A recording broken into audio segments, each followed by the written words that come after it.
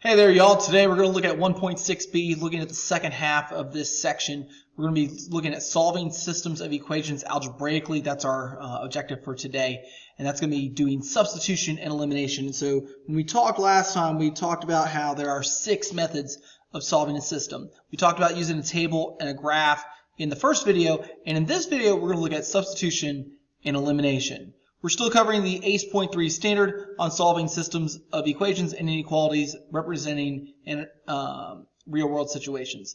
We're going to solve such systems using graphical and analytical methods, including linear programming. And so we're going to interpret those solutions within the context in the end. So remember that when we're graphing these, and we're coming down to our 2 methods, right? When we're graphing these, we want to be able to see where they cross. But when we solve them using substitution or elimination, we're never touching a graph to see where they cross. We're using algebra to get to that solution. And so I've listed here 4 steps on how to use the substitution method. And so step 1 is that we're going to solve one of the equations for the variables. Step 2, substitute the resulting expression into the other equation in place of the variable. And then we're going to solve that equation for the variable that remains. Step 3 is we'll substitute to solve for the other variable. And finally, step 4, we'll write the answer as an ordered pair, or we'll interpret the solution in terms of the problem given. And so when we look at example 4 here, using substitution, let's look at those steps. A furniture store, the Lugov Furniture Store, builds 2 types of wooden outdoor chairs. A rocking chair sells for $245, and an Adirondack chair with footstools sells for $340. The books show that this last month, the business earned $14,230 for the 48 outdoor chairs sold. How many rocking chairs were sold? So let's talk about how to build the 2 equations we're going to need for this problem. Now, in a lot of these word problems, one is going to be dealing with cost. And so our first one, based on the cost, is going to be the 245 for the rocking chairs, that's our R, plus the 340 times A for Adirondack, and that's equal to our total amount sold, and so that's the $14,230. Our second one has to deal typically with how many items.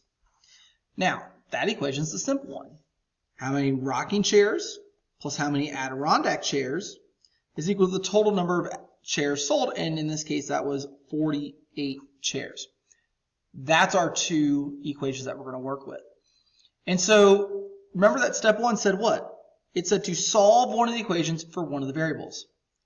When we look at these 2 equations, which one's going to be easier to solve for? Is it the first with the cost or the second with the items? Well, if you're thinking the second, you're thinking the same way I am, because we can solve this equation either for the R or for the A and get it solved. And so I'm going to solve for the R in this case, which means I need to move the A away. And so I'm going to subtract A from both sides of this equation and get R is equal to 48 minus A. Now I'm going to take this information, this is now equal to R, and that's the whole point of the substitution method, and this is what step 2 says.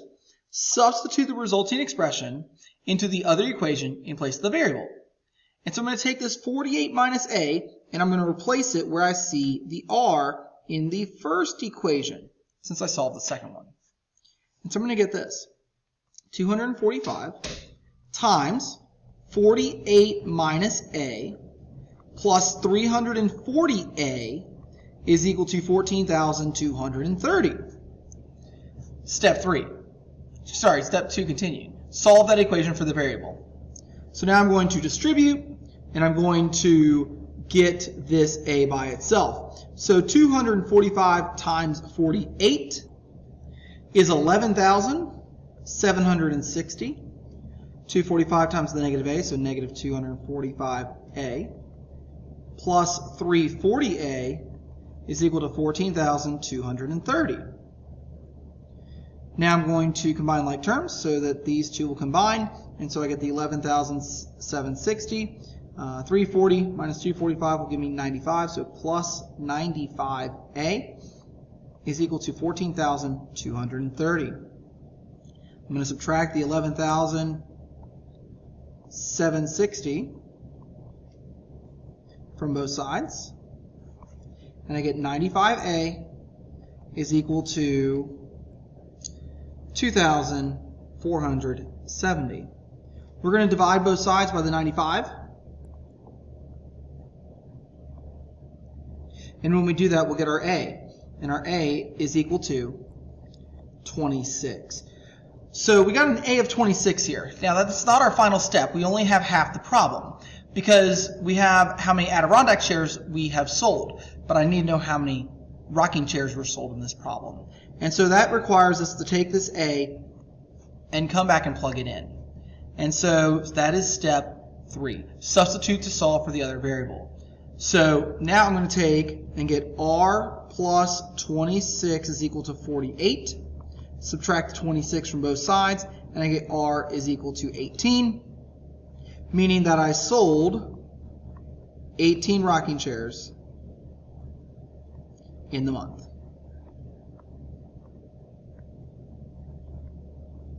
And so that's what we're looking at. And remember that word problems require word answers, and so that is our word answer to this problem, that they sold 18 rocking chairs in the month. So now we're going to look at example B. It says that at Barry's Fun Park, tickets sell for $22.50 for adults and $15.50 for children. On Sunday, the amusement park made $7,325 from selling 394 tickets. How many of each kind of ticket was sold? And so I want you to pause the video here and try this problem out. Look at example A. It models exactly to it. So remember, the first equation is cost. The second equation is, in this case, the number of tickets sold. Write your two equations. Solve it out for one of the variables. You got to substitute, and then solve for the other variable and get how many adult tickets and how many children tickets were sold. And so pause the video now to get that. All right, I hope you paused the video, and so we're going to look at this problem. As we write our equations here, remember our two equations, the first one is based on cost. And so the cost is $22.50 for each adult, so $22.50 times A, plus $15.50 times C, and that is equal to $7,325. So our second equation is based on the number of items, in this case tickets. Well, we don't know how many tickets they sold for each case. That's what we're trying to find, right? But I do know that the number of adult tickets plus the number of children tickets is equal to 394 tickets. And so that should be your two equations. If you didn't get those two equations, go back and see what mistake you made in them. But as we step on from here, we're going to solve for either A or C. It doesn't matter which one I solve for here because we're going to get both answers in the end. So I typically will just move the one that comes second, and so I'm going to subtract the C here. Now, if there's coefficients in front of these, like if it says they sold twice as many adult tickets as children tickets, and so you've got like a 2A and a C, then move the one that's already by itself, because that's going to be easier to work with later on. But if they both have a coefficient of 1, it doesn't matter. So we're going to get that A is equal to 394 minus C. And so we're going to substitute that into the other equation. So I'm taking this. It's solved equal to A, so I plug it in for A. Had I solved for C, I would have plugged in for C.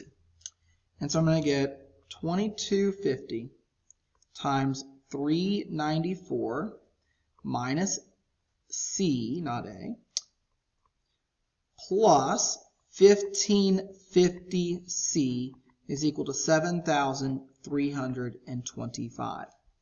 We're going to solve out this equation and get this C by itself. That's our next step. So distributing the 2250 to both of these, we're going to get that 2250 times 394 is 8,865 minus the 2250C plus the 1550C is equal to 7,325. We're going to combine our like terms. And so these are my like terms here. And so negative 2250 and 1550 will give me 7. Negative 7 actually. So negative 7C is equal to 7,325.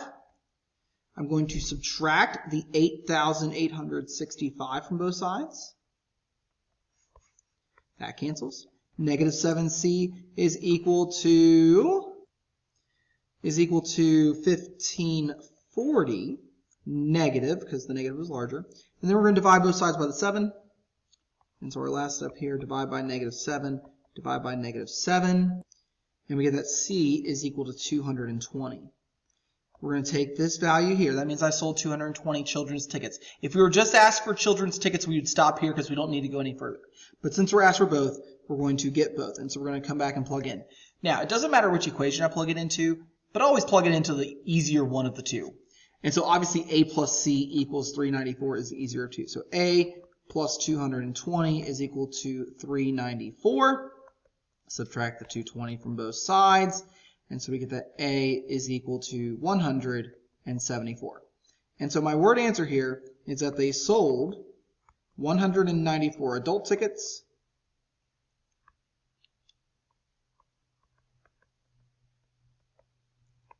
and 220 children tickets. Again, word problems require word answers. And so make sure you specify what happened in this problem. Don't just give me an ordered pair here. Don't just say that A equals 174 and C equals 220. Write it out. Ben Barry's Fun Park sold 194 adult tickets and 220 children tickets. Whatever we're applying it back to, that's what you need to do. All right, so we're going to look at elimination next. So with the elimination method, we're trying to get rid of a variable. And so you'll see this method also has 4 steps. But instead of trying to substitute one variable in for the other, we're trying to be able to either add or subtract the two equations together and get one of the variables to completely cancel. And so step 1 is to be able to multiply one or both equations by a number so that the two equations have a variable with opposite, remember opposite means positive and negative, coefficients. Step 2, add the equations, eliminate that variable, then solve for the remaining variable. So if I have x and y, and I get the y's with opposite coefficients, then we're going to cancel the y's and add the x's together and move on from there. Step 3, substitute into one of the original equations to solve for the other variable. And then step 4, write the answer as an ordered pair. And so let's see those steps in action with a problem here. We want to use the elimination method to solve this system of equations. X plus 2y is equal to 10, and x plus y is equal to 6. This is a very simple system, but I want to start out with elimination easy here. So, if I'm going to use elimination, I need the coefficients of one of the variables to be opposites.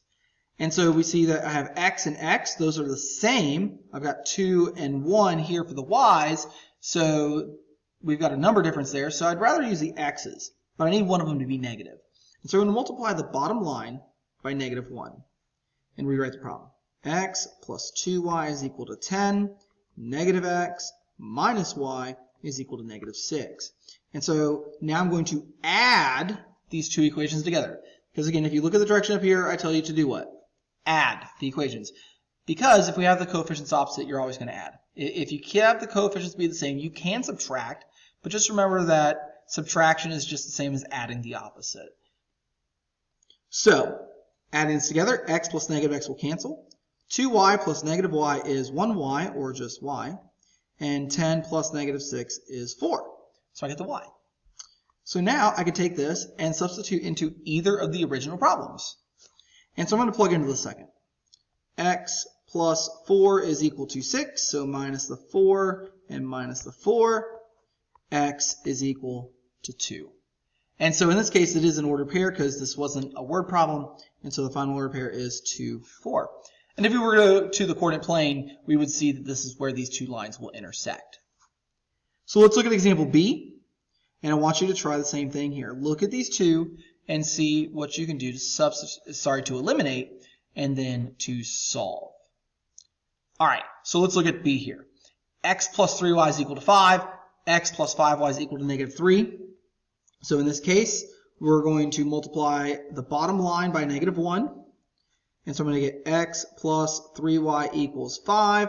And negative x minus 5y is equal to 3. And so adding these equations together, that will cancel. This is negative 2y, and this is 8. So divide everything by the negative 2. And so y is equal to negative 4. We'll take that piece of information, come back to one of the originals. I'll go to the top this time. So x plus 3 times the negative 4 is equal to 5. So x minus, because positive times the negative, 12 is equal to 5, meaning that I will add 12 to both sides of this equation and get that x is equal to 17. So the order pair here is 17, negative 4. Again, that should be the solution you got there. If you didn't, go back, check the work here, and see where you might have made your mistake. So we're going to look at example 6 here, and this is going to talk about no solutions and infinite solutions, and also give us some examples of having to multiply to get through elimination. Okay.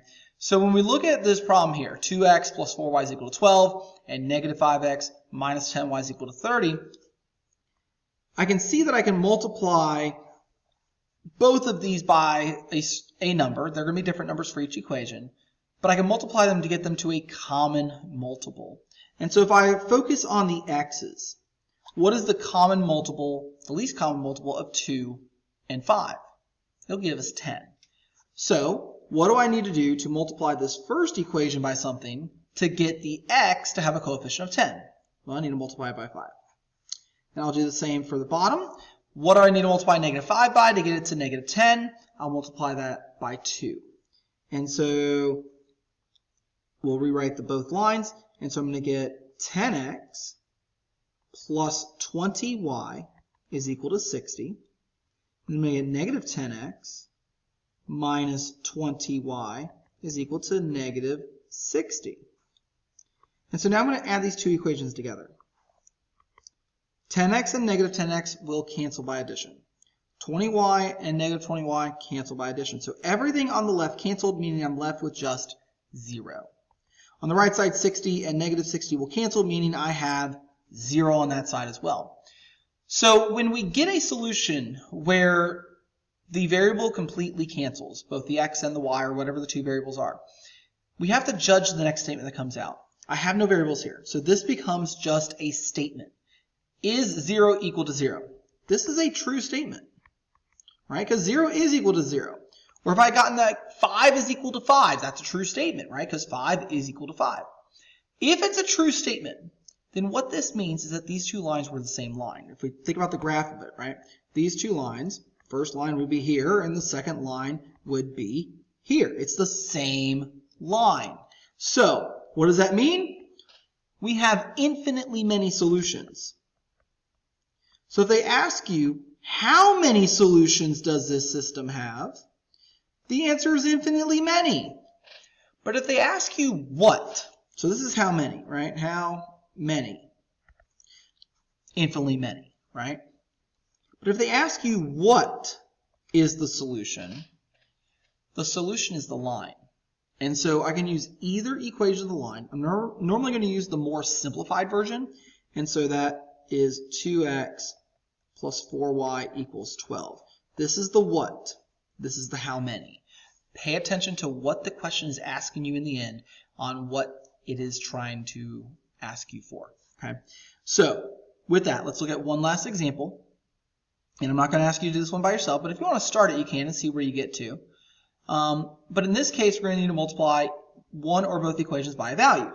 And so in this case, I can see that I can try to eliminate the x's by multiplying the top line by negative 2. And so we're going to get negative 2x minus 14y is equal to negative 16. Second line I didn't do anything to.